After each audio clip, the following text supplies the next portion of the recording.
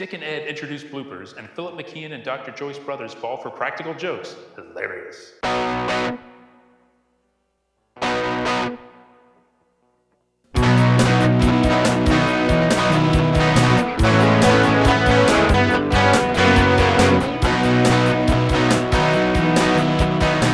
Battle of the Network shows.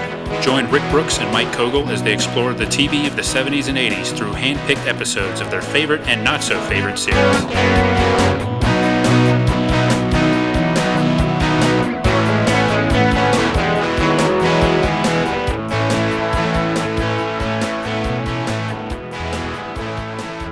Welcome to Battle of the Network shows. I'm Mike. And I'm Rick. Hello, everyone. And today we're going to be talking about Fallops, Bloops, and Blunders. What? Oh, sorry. TV's bloopers and practical jokes. I knew that was going to happen. Yeah. Whoa. Teddy Cat just had a blunder of his own. Yeah, he kind of fell off the table. Not very graceful. No. Just goes to show you, when camera or tape is rolling or whatever, anything can happen. That's right. So this, of course, was the height of blooper-mania in the 80s. Yeah. Oh.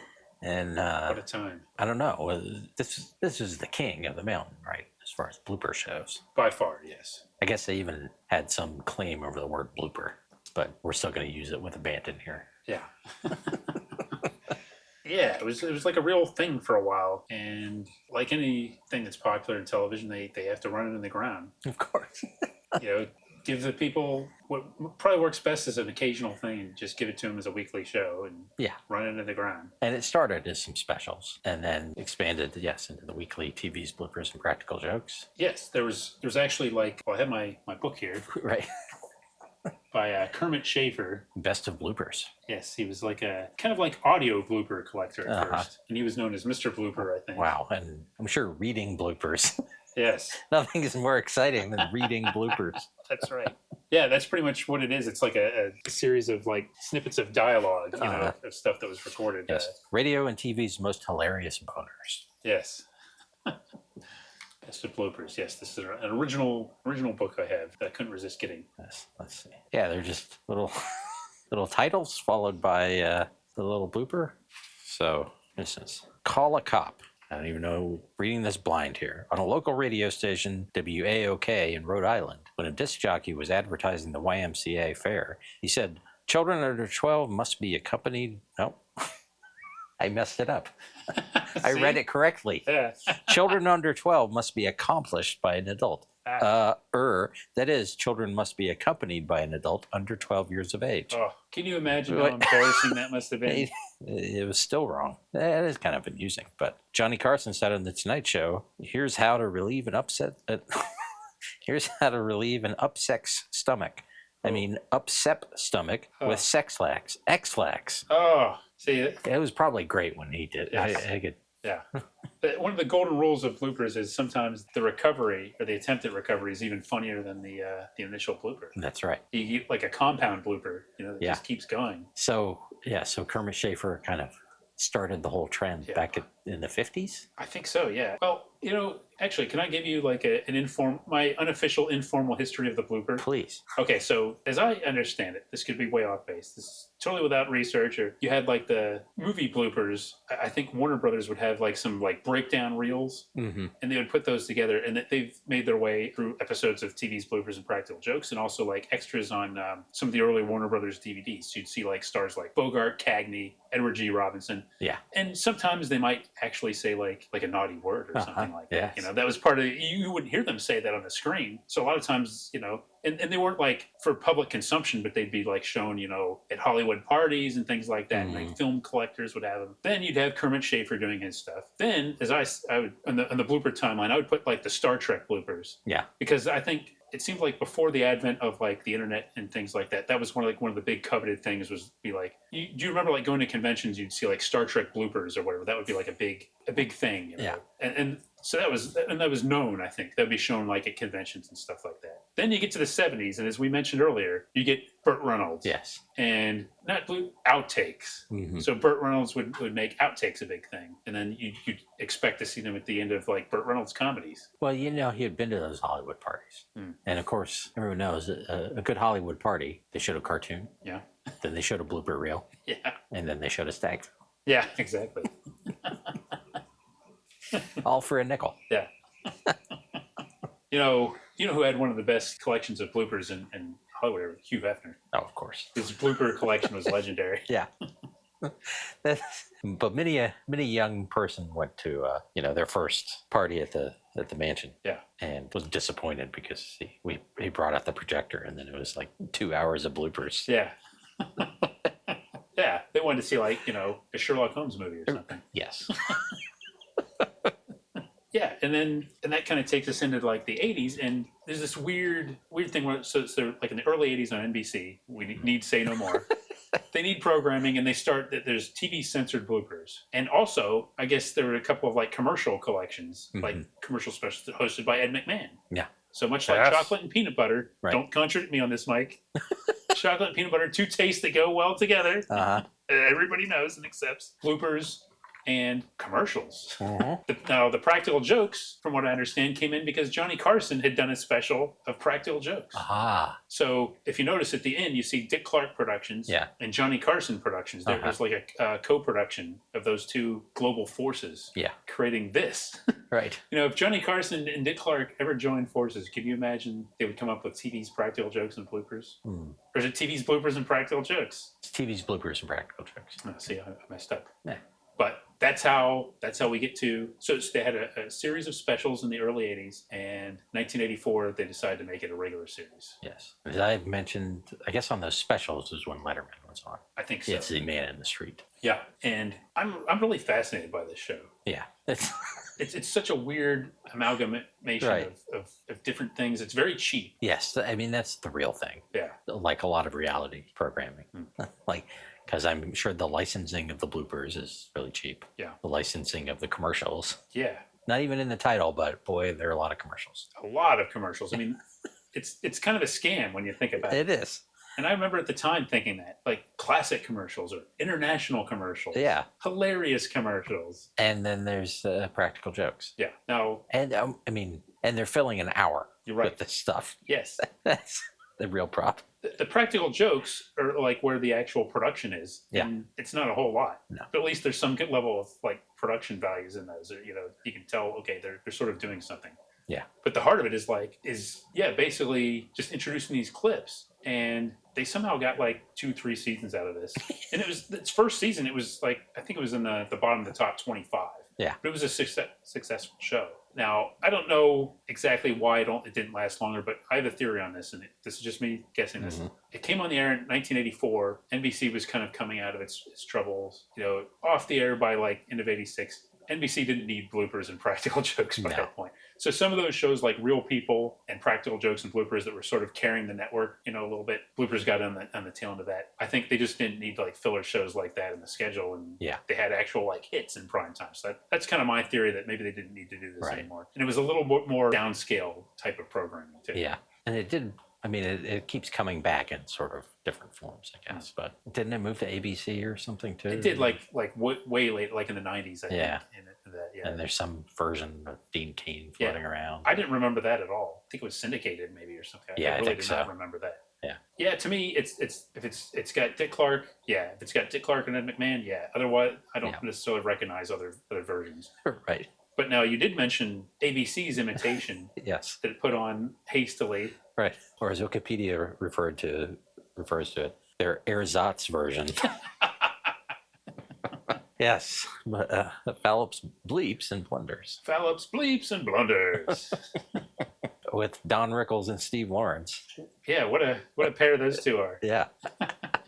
A more Vegas Yes. But I guess they got to air some of the Star Trek ones. So Yeah, and it was a half hour, that show. And it's fascinating watching that because it's like they don't exactly do practical jokes, but they sort of do something that's more like candid camera or something. And the one I saw, was the one I was able to find. It was really lame. It was like their setup was like, okay, we're gonna take a tile and put like adhesive stuff on it and replace the regular tile in this department store with this tile that has adhesive stuff. So then you see people, and then they set up a camera and you see people like walking and getting their shoes stuck on the tile. It's like, this is not really, that funny. Yeah. Just annoyance, to people. But right, yeah. that was like their big like tee-hee, Yeah. So why didn't they just put gum on it? Yeah, I know. Yeah, I don't know. Maybe they needed something that would be easily removed. Yeah. Now Don Rickles is funny on that. He's not like he's a little tamed down, Don Rickles, but yeah, I think he's funny on it because it's always like cool to watch him and just being Don Rickles. And Steve Lawrence, he's okay in that, but what a weird show. Like, why did they need to? I don't know. Yeah, why did they just not have a sitcom to put in that spot? And that didn't last very long. No, didn't. But yeah, and just a blatant ripoff. You come at Dick Clark Productions. That's right. You better come with more than Phillips, Bleeps, and Blunders. Yeah, but I'm sure Dick was a professional. He didn't hold a grudge against Rickles or Lawrence. No, I'm sure he worked with them in some capacity. Right. New Year's or something. Yeah, the American Music Awards. Have Steve Lawrence, on there performing. Steve Lawrence performs a medley of the Record of the Year nominations. Yes. But that's the imitation. Yeah. The real version, it fascinates me, as I said, and one of the reasons it fascinates me is that the whole concept of taking Ed McMahon and Dick Clark and turning them into like this sort of low-key comedy team. Yeah. And just like the energy between those two, with like Ed McMahon is the cut-up, right, and Dick Clark kind of the straight man. Yeah. And I just go ahead and say it now, nobody has a better fake laugh in the business than Dick Clark. Because he's the chuckles, and he's got my favorite, the wheeze. Yes. And the doubling over. Yes. Yeah. And I think he says it like one time in this show, but will you be serious? Yeah. He does a lot of that with Ed McMahon. And he also in the voiceover parts is good at getting a little sense of bemusement into what he's saying. That's right. Now wait until they replace the coffee with Folgers Crisp. That doesn't happen, but it's very much like that dynamic there. Yeah. That is one of my favorite things, is that the way they narrate the practical jokes. Yes. And kind of sometimes spoil them. Yeah. Like, wait until this happens. Yeah. Like, well, let me see it happen. Yeah. Now what they don't realize is these aren't real police officers. And every now and then they'll just be like a a subtle chuckle, like to keep things along. Yeah. It's really kind of it's a weird show. It is. And just Ed McMahon is getting the chance to be kind of the star a little bit. Yeah, but they are not surprisingly that. I mean, they're just smooth pros. They really are. Yeah. And it's funny, like it's kind of like an effortless. It's effortless. Yes, it really is. And like literally, a lot of times Ed McMahon is sitting down during their segments. Yeah. Dick can stand up the whole time, but well, his day job, he's sitting down most of the time. Yeah, that's right. That's true. I just like the portrayal of him as incorrigible, on the show. Basically harmless, but to some extent, incorrigible. Yes, a rascal. Now, I mentioned before one of my favorite books, Harry and Wally's favorites. Yeah, favorite TV shows. A book written in the 1980s. I'd like to read what they say about TV's bloopers and practical jokes. Now, we have occasionally taken exception with their opinions, right? Yes, we have. Yeah. Generally, they're pretty, not really outlandish opinions. Yeah. They've seen a lot of TV. Don't always agree with them, though. I think they underrate a lot of shows that we like a lot better. TV's bloopers and practical jokes, they give it 1/2 star. Ooh. At the bottom of the TV programming barrel lies the blooper format, a collection of outtakes and miscues, strung together for no other reason than to see people mess up. TV's bloopers and practical jokes takes this cheap source of yucks and adds a candid camera-style collection of filmed practical jokes involving celebrities and two of the fluffiest hosts in TV land, Dick Clark and Ed McMahon. Some of the clips are funny, and it's nice to see some vintage bits involving unknowns who became celebrities, but there's really no reason to have this sort of stuff on every week. That last part, they might have something there. Yeah. But that's pretty harsh. Yeah. Pretty harsh. Not fans. Now, some of the things I remember from watching it. Because you did watch it. I did watch it. Yes, some, I did as well. Yes. I may be misremembering this, but multiple appearances by Soupy Sales. You are correct. In bloopers and on stage. Yes. Yes. I wasn't aware of Soupy Sales until I watched this show. Okay. Yeah. The previously mentioned Letterman things, Robert Klein, I remembered him. That was probably my first exposure to Robert Klein too. Yes, I think it was mine too. Although because we had HBO, I feel like I might have seen maybe an early HBO special of his, but this was probably not the best way to be introduced to Robert Klein. No, I think later when I found out he was this sophisticated comedian and actor. Yeah. The Bloopers guy. Yeah, he does like man on the street segments in New York City. Our man in New York City. It was in this episode probably the strongest segment, but not Robert Klein's strongest. No, material. Overall, it doesn't seem like that. It doesn't seem like that strong a feature. Yeah, I don't want to say that Robert Klein's like kind of phoning it in, but it doesn't seem like he put a lot of. I think it's kind of like this whole thing is like built around. Okay, let's build a show around like found comedy or something like that. And it seemed like they just said, we'll just send Robert will go out with a mic and just like make something happen. And he did, but I don't know. It just didn't seem like there's a whole lot of effort put into those segments either. Yeah. And as a kid, I didn't like those. I wasn't really into that. You just didn't like the harsh New York. You wanted the breezy LA. That's right. I was more comfortable in the environs of the studio in Burbank or whatever. The fluffy hosting. Yes. Not the gritty, edgy man on the street comedy of Robert Klein. Yeah. I'm trying to think what else. Well, I remember. Okay, something that I remember. Probably my introduction to practical jokes. Okay, yeah. Which I'm not. And I'm not a huge fan of them in life or in. Like I'm not an April Fool's fan. It probably means I could never really be friends with George Clooney. But no. But when I hear about his, they're very elaborate. Yeah. Some of the jokes he's pulled on Richard Kind. Yeah. I appreciate it. Yeah. There's no from expense. Afar, but yeah, dude. And Sergio Aragon's the animation. Yeah, the animation. Because I didn't read Mad Magazine a lot. Okay, so. It's very distinctive. Yeah. Do you remember Len Cella's Silly Cinemas? A lot of them were like very low budget, like 30-second like clips. There wasn't one in the episode we're going to talk about. Okay. I remember that being a regular feature, and maybe it was like after this or later on or something. But Len Cella, and then they had Will Schreiner. Yeah. Will Schreiner had a segment where he would like introduce video clips or whatever. Yeah, I'm sure I saw those, but of course we've mentioned before, knew him from his talk show. Yeah, the Will Schreiner show. Yes.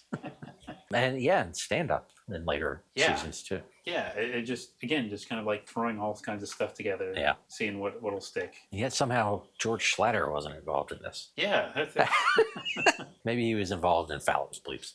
Yeah. I'll bet he was like, I'll bet he watched it and was very disdainful and thought, I'll bet he had like a dozen ways he could do it better. Yeah. He must have had a huge storehouse of bloopers from laughing. Oh, yeah, totally. I mean, just all the material that they probably had to get down to 50 minutes or whatever. Yeah. I mean, how many times did Richard Nixon have to say, "Sock it to me"? That's right. So I did, it was basically like a Monday 8 p.m. show, and I do remember watching it, but I'm trying to think what I did like about it as a kid, and I can't really think of much. I don't know either, yeah. I think it was just one of those things that was on, and because I was like an NBC guy, and just see what's on NBC.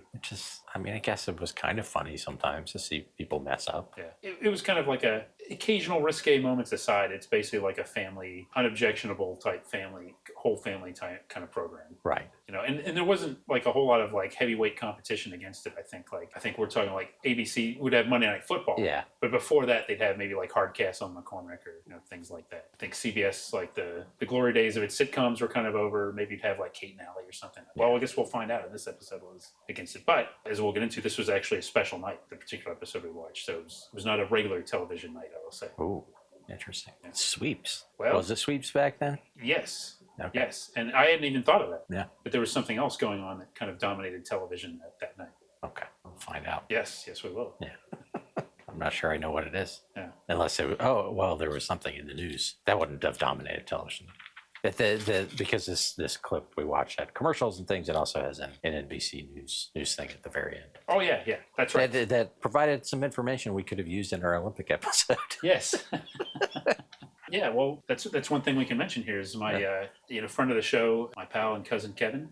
He's suggested before, he likes when we talk about commercials. Yeah. And with our earlier lifestyles episode and this one, yes, we get a chance to mention some commercials. Yeah, I don't know if we need to mention all of them. No, since the show has commercials too, it might get confusing after a while. That's right. But there's definitely an NBC House ad that we're going to have to talk about. Okay. And I did mark some other ones of interest. Okay. All right. There's a lot of commercials when you count the ones in the show. It is, yeah. But and really not a lot of commercials. I mean, that whenever we do one that has commercials in the clip, just to see a commercial break with 2 commercials. Yeah, I think it seems like you feel so good. It seems like the first run syndication, they would like load up with commercials more than some of the network shows at that time. Yeah. I think that Lifestyles of the Rich and Famous. Yeah, that must have been like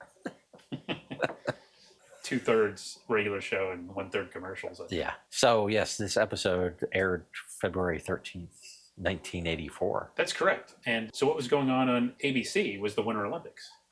Yeah. The Sarajevo Olympics. Of course, we talked earlier about the Summer Olympics, and we didn't really get into too much, but they were in Sarajevo, and they were going on this week. Now, what's interesting to me is it's mostly all new programming. Like now, especially with the Summer Olympics, because it's in the summer, but a lot of times you might avoid the Winter Olympics. But ABC had the Winter Olympics, all night in prime time. They had some, speed skating and slalom kind of things like that. CBS had Scarecrow and Mrs. King at 8, followed by Aftermatch at 9. Aftermatch was the only show that was a repeat, actually. Newhart at 9:30. At 10 o'clock, Emerald Point NAS. Oh, yeah. Which we talked about before. I think it was Dennis Weaver, like sort of a primetime soapy military base kind of thing. NBC had Bloopers at 8. And then at 9, something I really didn't know anything about, but we see an ad for. Yes. Celebrity. Yeah. Part 2 of a 3-part miniseries based on a novel. So yeah, that's what we had on this night. So, but when I looked at now for this source, I was looking at TV Tango, and sometimes they have listings, but they also put ratings. And if you look at it, the ratings were actually surprisingly close. Like it wasn't like the Winter Olympics was dominating. I think that Celebrity was actually quite close, and it looked like maybe at some moments, maybe the Winter Olympics wasn't even number 1 consistently for each half hour or whatever. Right? I wouldn't know that. It looks like the Winter Olympics was probably won the night, but it wasn't like a big runaway. Well, Winter Olympics were always a little less exciting. Yes. I mean, I guess if you're like a skier or something, maybe not. But to a lot of people don't ski. Yeah, and it wasn't like the total domination fest that the LA games, that didn't have quite the build up. Now that I think about it, originally the original hosts of Fouls, Bleeps, and Blunders were going to be Jim McKay and Peter Jennings. That I would have watched. But they did a couple of test reels, and it didn't quite work out the way they intended. So. Now in this segment, William Shatner breaks Peter. He's a fellow Canadian for you, right? Oh, yes. And another blooper, Leonard Nimoy tries to arch his eyebrow, and it doesn't work for some reason. Interesting. Star Trek was on for 3 seasons. Hilarious, Jim. Yeah. Now no, that was 80. 80 was, the hockey. Yeah, that was the Miracle on Ice. Yes, yeah. Lake Placid. Yeah. So the clip begins with a couple commercials. Well, really one commercial for this was from Detroit, a local radio station, WCLS Class FM. And then there's a quick NBC beat there. Yeah. And then the show opens with the announcer teasing things that are going to happen. It's got the Sergio's animation, and we know we're going to have Dick and Ed, of course, and Robert Klein. Practical joke: Nancy McKeon is playing one on her brother Phil, and there's one involving Dr. Joyce Brothers. Now, I didn't really like, and this was like the usual format of the show. I guess if you think of it as like a theme song, but so they have Ed and Dick talk, and then they go very quickly to another in-show, or commercial break. Yes. And I don't like that, because I think when the rundown does go on forever, but it seems like it's too early to take a commerciame break. Yes. You have that feeling too? Oh yeah, I was surprised. I was also surprised, when they said they were going to be baseball boners from Fred Rogan's Hall of Shame. Yeah. But caught you off guard. Yeah. Understandable. Because I'm like, Fred Rogan, Yeah. No. Was Fred Rogan the big name in sports bloopers at the time? At the time, yes, I remember he was. I know, Marv Albert did his the Wild deals. and Wacky. Yes. Yeah, but I do remember Fred Rogan being a thing. Maybe because of this show, actually. I think about it. And didn't they sell videotapes at some point of bloopers? Oh yeah. Like that's right. We didn't touch on that, but that would be like a premium for like Sports Illustrated stuff. Like that's right. Baseballs, and you'd have like most embarrassing moments of stuff. Football Follies. Yes, yeah. NFL Films Football Follies was like a huge thing, and I think they were selling VHS of that for years. That's right. And there's still, I know Prime still has like blooper collections. Yeah. I don't think I've ever watched one. And those are probably without commentary at all. I think so. Like a lot of that stuff is just like stringing together stuff that, that's cheap or public domain and putting 60 minutes of it. Yes. Calling it a show. But as you said, they quickly introduced the show at TV's happiest hour, and then they throw to commercial. And luckily, there are only a couple, one for Anison 3. The thing I noticed about that is they keep talking about how it doesn't have aspirin or caffeine. Yeah. They never talk about what it does have. That's a good point. And then a very memorable Primatine Mist ad. Yeah. Where asthma guy with asthma is trying to blow out a match, and then they have the thing I remembered most was the animation of lungs with arrows going, moving through them. Yes, a heartfelt performance by that poor asthma sufferer, though. Yes, he really tried to get the match out. And then we come back, we're in the studio, and I like this. This is one of the segments where Ed is sitting down. Yeah. He's sitting down on a bench made out of the word TV. And then they're surrounded by other words, big giant prop words of bungle and flub and goof and, of course, blooper or bloopers. Yeah, and, sort of an interesting set design. And this is Ed McMahon in his older years with the big glasses. Yes. Not the 70s Ed McMahon, Yes, no glasses. Yeah.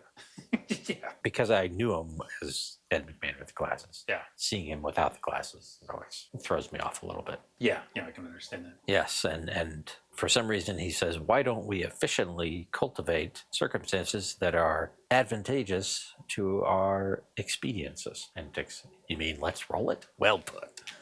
Yes. Whatever he says. And then there are a bunch of bloopers. I don't know how much. Well, yeah. What?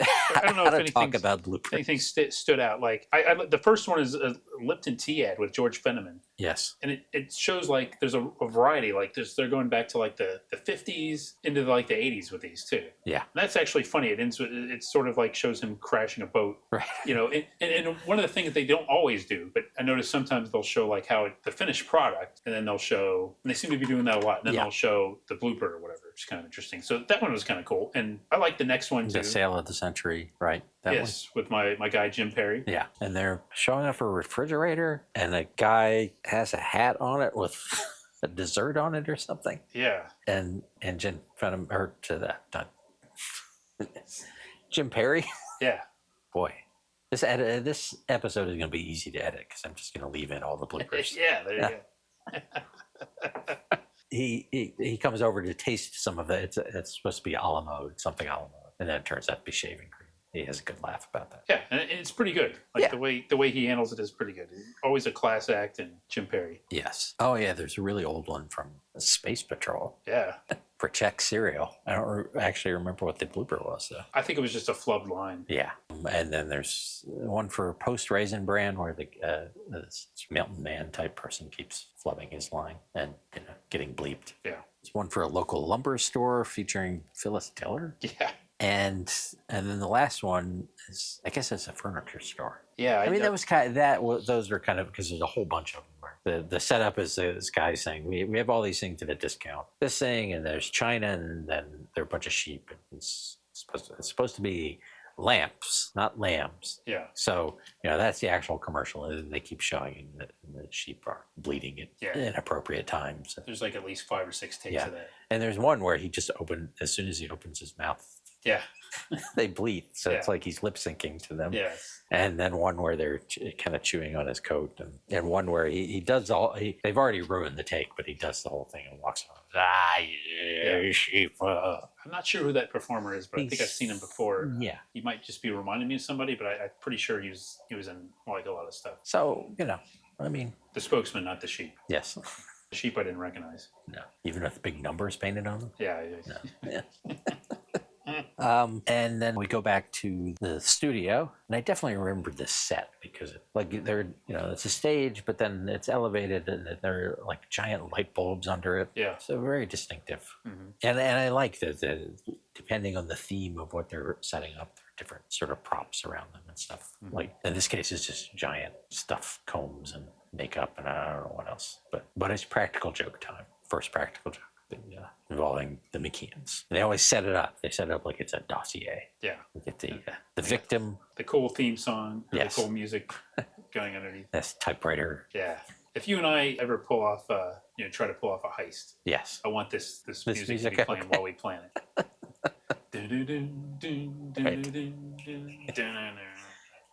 What would our heist be? I don't know. Maybe we could find the rest of the Ball 4 tapes from the Paley Center. Yes, that's right. Maybe we do a heist from the Paley Center. Yeah. But we'd put everything back afterwards, though. Oh, of course. We'd be very respectful. We just digitize it or whatever. Yeah. and put it back. Yeah. Okay. We'll start working on that in the off season. We can start planning. Maybe get some of our friends of the show involved. Yeah. But, you got to have a team. Yeah. We got music. We got a team. Yeah. We got a goal. Yeah. We're halfway there. So apparently Philip McKeon was a bit of a clothes horse, might say, and but he'd get annoyed with Sister Nancy because she would raid his closet. Yeah. And to get him back for being annoyed with her, yeah, she wants to pull this practical joke on him. I mean, who knew based on Alice when Tommy was wearing like Ringer T-shirts and Phoenix Suns jackets or something. Right. Yeah. But yeah. And but then you see him here in his Nike T-shirt and jeans. Yeah, that's right. Yeah. So she's the setup is her wardrobe person has told her about this store that has great clothes for a great price. But what he doesn't know is the police are going to raid it. Yes. So the team has set up this store, the Riverside Outlet Manufacturers, something, with clothes from Rick Pollock's. Any relation? No relation. No. Okay.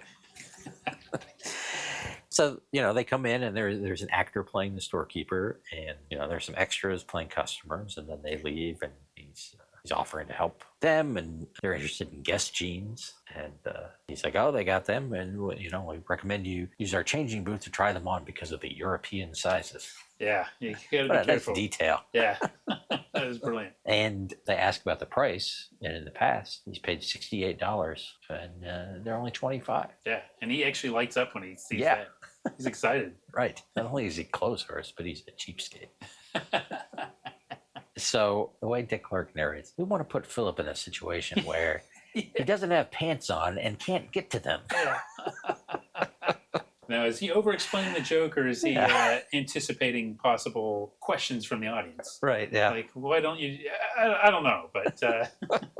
And so while he's in, changing, Nancy cleverly takes his pants and moves them away from the changing room. But then he keeps trying on different pants, and somehow he's always got two pairs of pants around. Yes. So the producer has to intercede. Yes. And pretend to be the manager or something, and that he says, well, we need to measure the pants before you try them on or some weird stuff. So once he's in the changing room with no pants on, these first a couple of detectives come in, and then some plainclothes cops, and they get into this ridiculous argument. Yeah. Where he just wants to get his pants, right? His real pants, the pants that he brought in. Yeah. And they're like, well, you have to confiscate everything. Yeah. He's like, but those are my pants. Right. And they're like, where did you get them? I bought them 3 years ago. Yeah. And finally, he walks out of the changing room, and they're very tasteful. They don't actually show him pantsless. And I did. I'm going to put on my pants, and if you want to, go ahead and arrest me. Yeah. I mean, it sort of like defeats a little bit of the premise of the joke. Yeah. He's willing to just walk right out of there. It's not, right. After not too long a discussion. Yeah. Because I think part of the whole thing is that he's embarrassed to be, in his underwear. Right. With a shirt on. Yeah. Behind those changing doors. Yeah. But yeah, I mean, and I think, one thing I like about this, the narration is that a lot of times Dick and Ed explain things in semi-hushed tones, as if they don't want the people to hear. Like it's like if it's golf. Right, or like they have to keep quiet, because they don't want anybody they don't want to expose the joke taped months ago. Then Nancy finally reveals the truth. Yeah, and I always like the weird way they do it. Remember when they have to remind remember how you're always telling me, that you don't want me taking your clothes. Yeah. Well, my friends Ed McMahon and Dick Clark, want to tell you, and it's I don't know.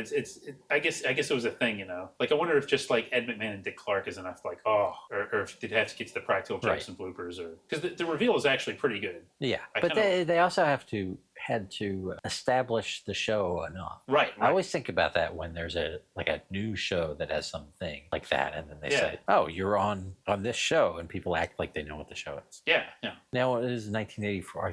Maybe it was already established enough. Yeah. Maybe there's this buzz in Hollywood. Yeah. Right. Dick Clark and Ed McMahon have this new practical jokes. Watch out. Yeah. I mean, maybe that's why they'd mention practical jokes and bloopers. Yeah. That they could get, and maybe that's why they do like the kind of the elaborate thing, like establishing that it's an act of revenge, of mild revenge. Right. So that they know right away that it's a joke.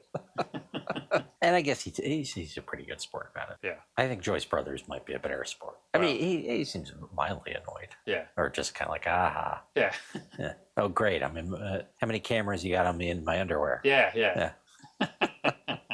Then we go to another commercial break. Del Monte green beans with an ersatz Mason Adams. Yes. It's something I don't remember. Twig snack sticks. Neither do I. I mean, it seems like something I would have tried, but I don't remember eating them. The big selling point is they're solid enough to dip. Yeah. But then they have flavor of their own. Yeah. Ooh, I've had it. They're good two ways. And a double whammy for some Swift brands, Peter Pan peanut butter and soup starter. Yeah, that's like the name of the product. Yes. You'd think it would be like Swift soup starter. But right. It's like, no, soup starter. Yeah. That says it all, I guess. It's sort of like hamburger helper for soup. Yeah. No, it's not. It's a reverse of that. Yeah. Or I don't know, it gives you all the stuff to make homemade soup. Yeah. Without the hassle of making homemade soup. Right. But still, it's better than a can of soup. Yes, you get the chance to customize it, but yes, you get a head start on your soup, and then you can put in your own secret ingredients, I guess. I don't know. Yeah, I'm not a big soup guy. Yeah, I'm not either. Yeah, I guess you don't have to, boil a turkey carcass. Right. Yeah. You just skip the mess. Yes. I don't know. You're gonna have soup, and you don't want to deal with the hassle. Just buy a can of soup. Soup starter. No, just buy regular. It's already existing cans. Yeah. But, interesting theme. The soup starter and the green beans were about like canned stuff tasting fresh. Mm-hmm. And having that was kind of amusing that she wanted fresh green, the health of fresh green beans. Yeah. It's got it. Yeah. She's vitamin A, B, and D. You sure know your nutrition. Yeah. The local grocer. Yeah. In some quaint New England town. Something we don't have anymore, really. Yeah. No, certainly not a grocery store with wooden shelves. No. You don't get that kind of approach at the big box stores of today. No. Where you can just sit and chat and get nutrition tips. That's right. And back on the show, that they're hanging out with some more big props. And okay, this is my favorite segment. Yeah. I think these 80s ads. Okay, yeah. I mean, they're insane. They're legitimately insane ads. Yeah. Many of them from Europe. Yeah. Very MTV ads, I would say, style. It's funny because when they introduce it, they don't say that. Yeah, but that's clearly what they mean. Yeah. Yes. Talk about quick MTV cutting and I didn't know what all the products were. No, because it's sort of it's like a medley of ads. It is, yeah. But so it starts out with one for Levi's, which has some like early computer animation of like a metallic man rocket person in jeans. Shasta. Oh, Shasta. Yeah. With another great brand. They're really trying. Yeah. I think it was Candy's shoes. I'm not. Okay, sure. Yeah, I didn't catch that either with the branding. Yeah, kind of weird one for Sasson. Yeah. That was the one that was sort of retro, like hula hooping and stuff, right? Yes, but with like choreography. Yeah. And then a Foster Grant's one is like super weird. It's like chauffeurs and bellboys, and they keep Foster Grant's. I mean, it must be a European one. I think that was, yeah.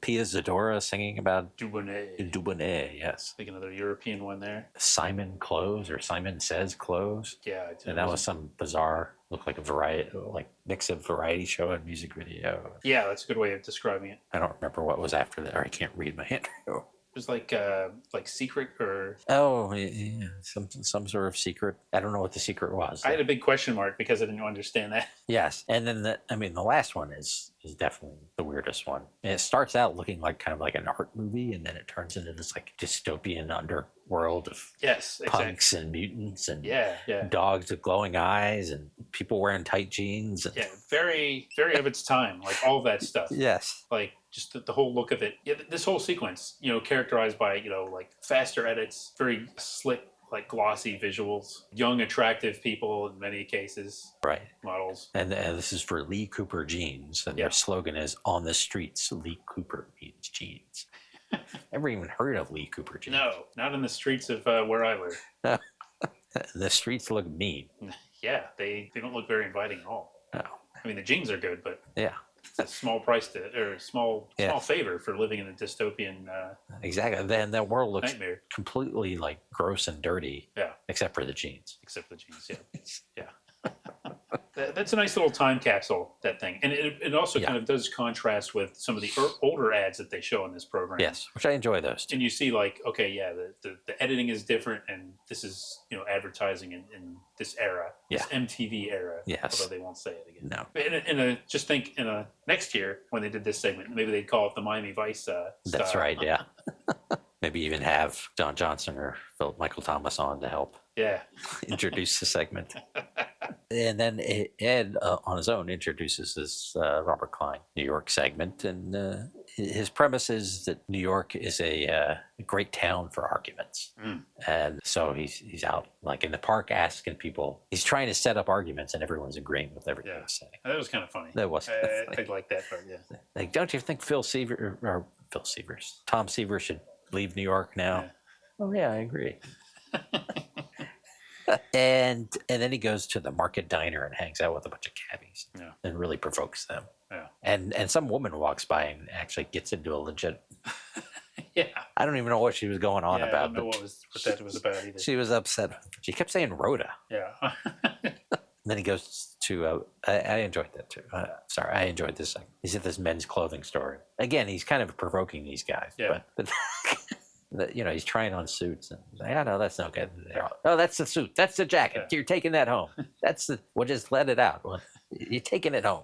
It seemed like an odd place to prove your argument hypothesis, but there were arguments. And one thing I do kind of like, I kind of like seeing these glimpses of, New York. Yes. Like 80s New York, and like getting a suit would be a thing. And it seems like, okay, this is something you would expect to see in like a New York men's clothing store. Like these kind of people would be working there. You might get into like a little give and take. Yeah. It definitely tells me I couldn't take shopping for clothes there. No. Okay, I'm going to buy it just so you'll shut up. Yeah. Yeah. You're going to buy it. It's a suit. You're more into the experience that Philip McKeon thought he was getting, where you just go in, try a few things on, and have what you want. Clothes like at a super discount. Yeah, that sounds a lot better. And then he goes to an Irish bar and is trying to talk up the New Jersey Generals. Yeah. Of the USFL, right? Yeah. It's kind of a funny reference. Yeah. And these guys, very New York. Ah, you're in New York. Yeah. If Joe Namath were here, you wouldn't say that. Some old guy just tells him to shut up. Yeah, these guys seemed ready for an argument. Yes. And finally he goes to the commodities exchange and just yelling stuff. Yeah.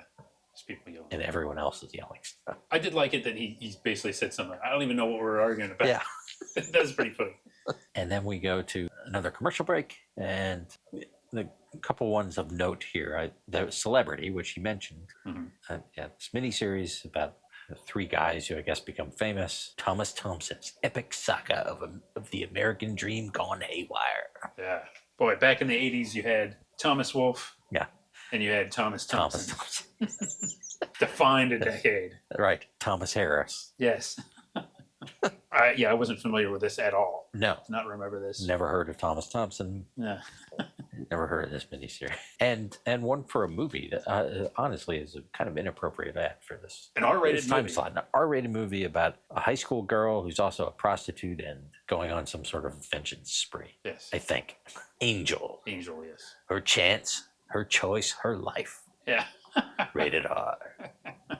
A different side of the 1980s. Yeah. That movie. Yes. Again, never heard of that. Yeah, I've heard of that movie, but I was surprised to see it advertised during Practical Jokes and Bloopers, like in the middle of the show. That struck me as odd. Yeah. I would have expected to see that, advertised on, cable or something like that. But yeah, I guess it got mainstream. Maybe that was a local buy.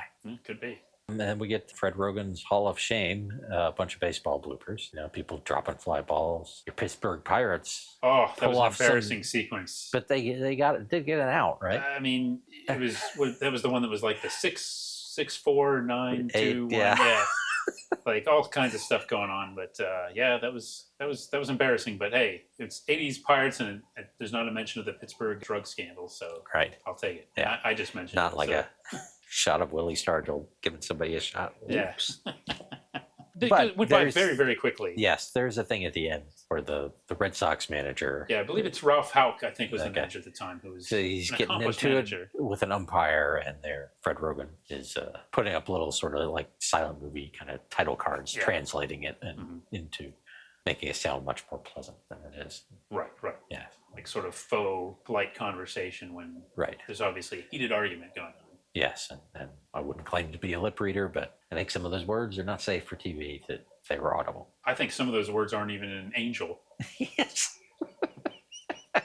The crowd seems to love it, though. Yeah. They're loving, especially when they get into the classic face-to-face argument. Oh, yeah. This next segment was very bizarre, Mike. I really don't know why it was on here. Mm-hmm. Like a dancing montage introduced by Dick Clark. Right. Okay, and you say, okay, well, some American Bandstand, but a lot of stuff is mixed in here. Yeah, and from maybe not all eras of... Many, yes. It seems like going back to maybe silent era. Yes, like old silent movies and yes, newsreel footage of like dance contests and marathons, things like that. Yeah, and the setup is like they don't dance now like they used to. No, they don't. This is like on a show that arguably is filled with filler. Yeah. This is. Yeah. This is the most filler. It certainly was. It was nice, watching it to take notes because then I didn't have to take notes. Yeah, this is totally the kind of thing that they could do at any time, and maybe they just had it and like, okay, we're 3 minutes short. Yeah. We're going to put this in here. Right. No connection to anything else. We got a bunch of dance clips. Yeah. I guess some of it was supposed to be funny, just like, haha, look at sped up footage of old people dancing in olden days. But yeah, it was. I thought this was maybe the most out of place segment in the whole show, and that's saying something. Yes, but then we get the Golden Bloopers Award. Yeah. All of these, at least this time, I don't remember if it's always news segments, but these are all news related. And then there's amusing stuff. The woman who can't say Pennsylvania. Stuff. And you get the flub lines. You get people walking in inopportune moments in a live shot. Yeah, something go wrong with the weather map. Yeah. Wind blowing and causing problems on outdoor shots. But then they bring out the winner, Jera Jackson from WTVG in Toledo, Ohio. She's trying to do a remote piece. She's on snowy riverbank, and talking about just making sure to be safe. Yeah. And part of me thought, oh, she's going to fall in. That's totally what I thought. All of me thought that. All of me. No, she just keeps saying liver instead of river every take, or livers, I should say. And and it's amusing in the way any blooper is. Yeah, it's fine. And she's a good sport when she comes out to get her very large trophy. Yeah, extended blooper segment here. A lot of takes. Yeah, I hope she kept that trophy. I hope so too. Like had it up next to her local Emmy. They should have one of those in the Smithsonian. I've never seen one in person. I'd like to. Yeah. Hey, maybe there's a heist. Yes, someone's Golden Blooper Award. Yeah. Just think how we could fence that for. And of course, we have to mention one of the standards of this segment. Yes. When they announce that it's time to bring out the girl with the Golden Bloopers Award. So they got the pause. Geez. Let's bring out the girl with the Golden Bloopers, and then they knowingly look to just like award, just in case anybody get the wrong idea. I didn't get it at all. Okay, that was like a hallmark of this segment. They did that every time. They said the woman's name, but I didn't catch it. The presenters. Yes, the presenters. Yes. In the commercial break, I did want to point out the Denny's Build Your Own Breakfast. Yeah, that made me hungry. It made me hungry and made me want a time machine because it only costs $1.99. Oh, yes. That made me nostalgic for sure. Yeah. Build a breakfast. Then Ed and Dick introduced some classic commercials. So there's a pretty cool animated Gillette commercial from black and white animated commercial where I think a diver is visiting King Neptune who doesn't have a beard because he got these Gillette blades. Yeah, I like that. I like one of the things I like when they show classic commercials. I really like the kind of the old 50s, 60s animated commercials are really fun to watch. Yeah, I like that really stylized animation. Mm-hmm. And the next one for Bardol Motor Oil is even more stylized. Yeah, I didn't know that product at all. No. It was like a tow truck driver, and he comes to look at the car, and then he calls in Bardol, who's an actual guy. Yeah. Like in a black trench coat and a fedora, and he brings Bardol out of his coat. There's an ad for, don't write with fruit, write with the Bic banana. I don't really remember the Bic banana. Like a marker, yeah. Yeah, it's like a fine-tipped marker, not a ballpoint pen. Yeah, like it's a big deal. Yeah. It seemed a little, to me, it seemed a little unusual to be spending advertising dollars on this. Yeah. But, I don't know when the original ad was from, but it seemed, Right. Yeah. I guess. And a Volkswagen ad that was kind of, it was fun. This very insecure guy talking about their, essentially a warranty. I believe that was Ronnie Shell, who was on Gomer Pyle and Good Morning World and multiple TV appearances over the years. And then, I don't remember ever seeing this ad, but a pretty freaky Budweiser ad starring Leon Redbone. That's pretty wild. He's like floating, and floating around. Yeah. Like different movie sets. Yeah. And then he ends up on the moon and floating through space. And the people, like one of the movie sets is kind of a, a beach movie thing, and they end up on the moon. Yeah. Everybody's drinking Bud. That was something else. Yeah. I wasn't quite sure when that ad was from. I was curious about that because it seemed more recent than the other ones. Yes. For sure. An instant classic. Yeah. He seemed like he was selling LSD, not Budweiser. And then they set up this thing with, talking about all the interesting things people talk about at Hollywood parties. And Dick asked Ed about it, and he's like, we talk about all kinds of things. They go, like what? Wow. Well, that's what people tell me. I can't remember. Or something like and Ed being drunk. Yeah, yeah. That's a joke. And then it's just a clip of Julie Dees. Yeah, she also went by Julie McWhorter, and she was she did a lot of animation voiceover work in the 80s. Okay. And she did, this was like a recurring segment. Yeah. Kind of like a person on the street / like kids say the darndest things kind of thing. Right. So she's asking about serious topics, like what is the SALT treaty and stuff, and the kids are saying the darndest things. Yeah. I didn't get much out of it, but no. And then we get our practical joke with Dr. Joyce Brothers and the accomplice, producer Jay Bernstein. And I guess she works too hard. And so he wants to show that to her by making her work. Yeah. On her day off. Yeah. So they go to this restaurant in Malibu that's usually closed, but the team at Bloopers and Practical Jokes has set it up like it's open, and they have all these extras there and stuff. And while they're enjoying their meal, an actor playing Jay Bernstein's cousin David wanders up, and then he acts weird in very many ways. Yeah, no, I didn't get anything out of this segment either. I didn't like this one.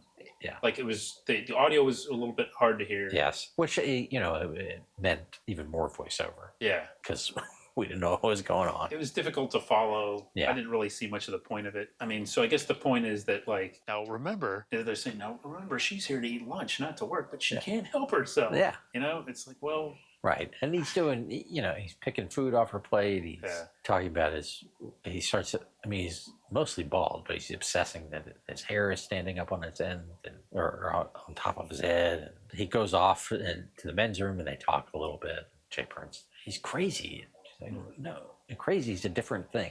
Yeah. That patented Joyce Brothers diagnosis. Crazy's something else. Yeah.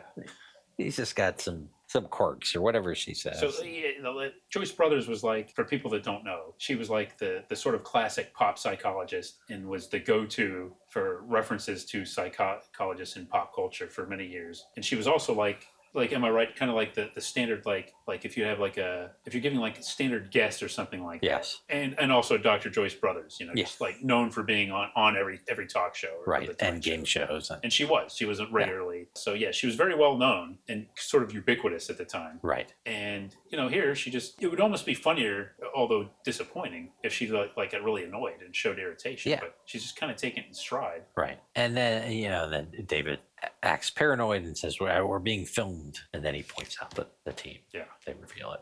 I got to say, I thought this one was lame. I didn't, a waste of Dr. Joyce Brothers. Yes. A beloved television personality. I was happy to get her on all the network shows, and I'm disappointed that this is the capacity in which we see Dr. Joyce Brothers. And then the last commercial break, before the show ends at least, and, there's a Colgate ad that was giving off some Different Strokes vibes. I really enjoyed it. They're like two brothers, sort of playfully teasing each other and learning, teaching each other about dental hygiene, and I liked it. That was actually a very nice ad. I enjoyed it. And then there are a couple NBC house ads. First of all, there's Give Me a Break on Broadway. Yeah. So Nell Carter's walking around Broadway, the actual street, and singing the song Broadway. Oh, Broadway. Yeah. Already cool enough. And then the Family Ties where Alex has 2 prom dates. Yeah.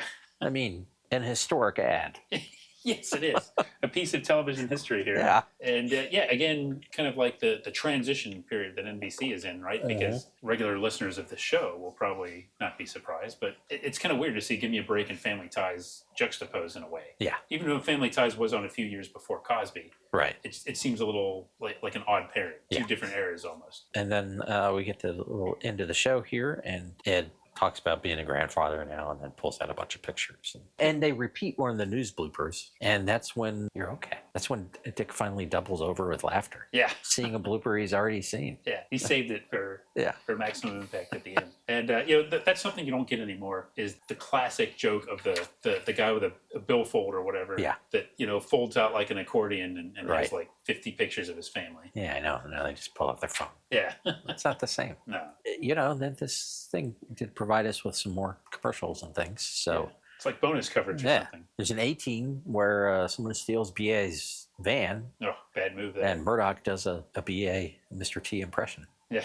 And then we like Tom Selleck here. We like real people. Mm-hmm. The idea of combining those two confuses me. Yeah. I mean, he is a real person. He is, yes. And he seems to be having a good time playing volleyball and talking to Sarah Purcell. It's a quick commercial. But the real people was about regular people. Yeah, I didn't remember like celebrity fluff segments like that on Real People. Not at all. And and then we get the NBC News Digest, sponsored by X-Lax. Yeah. So the first part of it talks about, Chernyenko replacing Andropov, who's recently died. Yeah. And the funeral's going to be the next day. Yeah. And NBC's going to cover it. Right. And then the day after that, he's going to boycott the Summer Olympics. First agenda, buried my predecessor. Yes. Boycott. And there was an X-Lax ad. Yes, an X-Lax ad, weirdly set in an Italian restaurant. But that's what their family uses. Mm-hmm. And the FTC has tentatively approved a merger of Texaco and Getty. That's right. Making Texaco will be the second biggest oil company in the country. That's right. And she didn't say it, but Bob Hope did join the combined the combined group would have access to Bob Hope. Right. They needed to keep the news entertainment separation there. That's right. She couldn't promote an NBC star that way. I'm glad she did, yes. Yes. And then there was a Trident commercial too. Yeah. And she mentioned that the Dow was down like 10 points. Yeah. Like she said it kind of in a grave way. It's like, 10 points. Yeah. Well, what a hodgepodge of entertainment. Did you think it was TV's happiest hour? It wasn't unhappy, but Yeah. It says something that possibly the most exciting thing was that Family Ties commercial. Yeah. I mean, looking back, I think it might have been happier than Scarecrow and Mrs. King. It might have been happier than Aftermash and Newhart because of Aftermash. Right. Maybe we don't know what happened at the Olympics that night. Yeah, I mean, any given hour of that might have been relatively happy, but there might have been some agony of defeat in there too. So, that's right. So I don't know, but yeah, I think Harry and Wally really said it best when they said you don't need this on every week. I think so. This would be much better with a tighter format as specials, maybe more focusing on the bloopers. Yeah, if it's going to be an hour, make it specials. If you want it on every week, then make it a half hour. Yeah, and you could get rid of a lot of this filler. Yes. And maybe, to paraphrase Seinfeld, focus more on the bloopers and less on the practical jokes. Yeah. Or the other way around. Right, yeah. I think you're right. It just, and then you have the commercials in there, and it's just, I think the practical jokes, the production with the music, and like you said, like the black and white, the dossier type production, that really stood out to me. Like today, that's what I remembered most. And it's easy to forget though what a mishmash it was, or mishmash of other stuff. That kind of it's weird. Yes. But like it's low cost programming, and I guess it did well for a couple of years. It filled some time Monday nights and did what it wanted to, and then it was gone. Yeah. But bloopers lived on. Of course, they'll never die. No, they won't. Deadpool 2 had, and maybe not bloopers, but had outtakes in the credits, right? Or Deadpool, the current Deadpool and Wolverine, didn't it? Does it? Had like clips from all the X movies. Oh yeah. The back behind the scenes. Some behind the scenes footage, and the DVDs or Blu-rays and stuff do sometimes have gag reels that are usually terrible. Yeah, it's kind of. I think one of my favorite uses of bloopers was when Pixar started doing that with like Bug's Life, Yeah. and they put that because it was like so unexpected. Right. Yeah. And I just remember that being like it was almost like it was. That took a lot of work. Yeah, and wasn't that like the first movie I think where they extended those and put in new bloopers? I think so. Like later in the run, Yeah. of the movie, like around the holidays or something like that. So that was like a big deal, and I thought that was brilliant. Yeah. You know, bloopers. I don't need to see them all the time. Maybe. No. Just here and there. And now it's almost like the format's been done so much that you almost have to put spin on, like make animated bloopers or do different kind of bloopers, do funny things with it. But I don't know. You know who else did that a lot was Jackie Chan. Like at the end of Jackie Chan's movies, they'd show like the times where he'd like miss a stunt or something, or like fall down and things like that, and they would show that, and that was like a cool thing too. That sounds like a lot more entertaining than just someone going up on their lines. Yeah, exactly. Yeah, and you can see it. And a lot of times he would like give a thumbs up, or you'd get visual proof. But of course, you just saw the movie, so you know he's okay. Yeah. Otherwise, some of it was kind of scary too. Right. So someday maybe we'll come back to Foul Sleeps and Play. Yeah, maybe. And props to Ed McMahon. Another appearance on Battle of the Network shows. I think this is number 4. Yeah. I had to go through in my mind. So Chips, Alf, Legends of the Superheroes, and this. He's getting up, and on our website, he's made many appearances singing his Thanksgiving Mr. song. Thanksgiving, yes. We still haven't done the Tonight Show. No. We've done every other Ed McMahon appearance. Star Search. That's right, yeah. And so we've done Alf with the Tonight Show. We've done Carson Production Show here with Bloopers. And Letterman. Yes, that's right. Yeah. Yes. But we haven't done the Tonight Show, but someday. Yeah, someday. On this day, yes, Dick Clark, Ed McMahon, maybe not quite the classic comedy team, but they were pros. Hey, and the Philadelphia charm, Yeah, that's right. I don't know what that. But they have that connection, the Philly connection. Yeah, that's right. Yeah. It does make you appreciate their skills as broadcasters. Yeah. And seeming so at ease. Yeah. Again, almost making us believe they care about what they're doing. Yeah. This may sound like faint praise, but they're doing exactly what they're trying to do. Yes. They executed exactly what they're going for. Yeah. And hopefully we do that every now and then, Mike. Hopefully we execute exactly what we're going for in this podcast. Right. Yeah. All right. Well, we don't have any bloopers to end. Or maybe we will. Who knows? Maybe I'll edit some of these flubs and blunders and things. It'd probably be better than editing more of that Robert Klein segment, in my opinion. Hey, you like Chico and the Man. I kind of like the Robert Klein segment. Not Robert Klein at his best, but no, at a certain. Robert Klein is like pizza. Even bad Robert Klein is still Robert Klein. Well, I can't argue with that. All right. This episode brought to you by The Folly of Humanity. This episode also brought to you by Ohio. Enjoy our beautiful lakes and breaks and rivers. Enjoy our lakes and livers. This episode also brought to you by Pragmatic Humorous Situations.